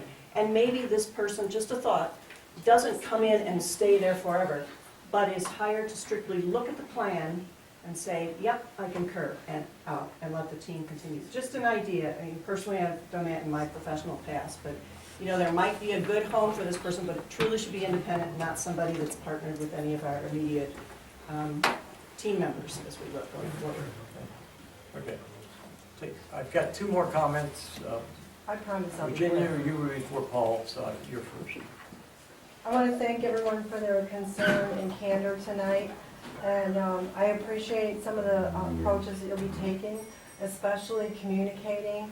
I feel that a huge violation of trust on this project right now, and I'm not going to point fingers or blame, it's all been discussed, and it just seems like there was a few simple things that anywhere along the way, I think Dr. Grobel, or maybe it was Jeff Jackson, one of you said, well, there should be 3 safeguards.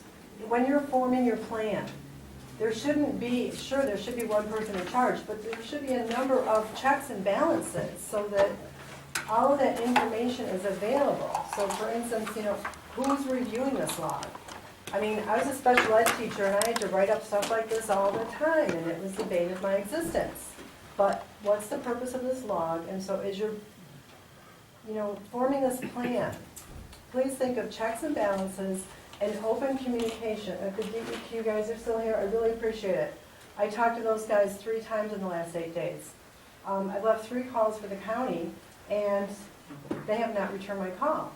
And probably one day next week, I'll just camp outside their office. But we, as taxpayers and community members, we should not have this problem again with this project. It's 182 acres. It's bigger than anything north of Grand Rapids. It's bigger than the Grand Traverse Mall and the Grand Traverse Crossings put together. We already know it's forever changing the face of Acme. We have a plan. Let's get it in place and make absolutely certain that it's done right. Thank you. If you do want a copy of this later, we're No, that's glad to okay. provide it. Okay, just so everyone knows, it is public knowledge. Paul, you had a comment real quick? Yeah, I was gonna, that clay is suspended in the creek. Will it, how long will it take it to flush? Who knows, I mean, it'll acclimate over time, but, It doesn't keep flowing? It'll flow out into the bay and it'll acclimate along the shoreline. I mean, there's no real way to recover it, but I mean, No, I mean, at some but point it'll stick to things and it'll go through the ecological process, but it still has an impact on that ecology, Yeah. so that's what the concern is. Do I have a motion from the board to approve, to adjourn? Motion to adjourn? Any question? All in favor, say aye. Again, thank you for all coming and expressing.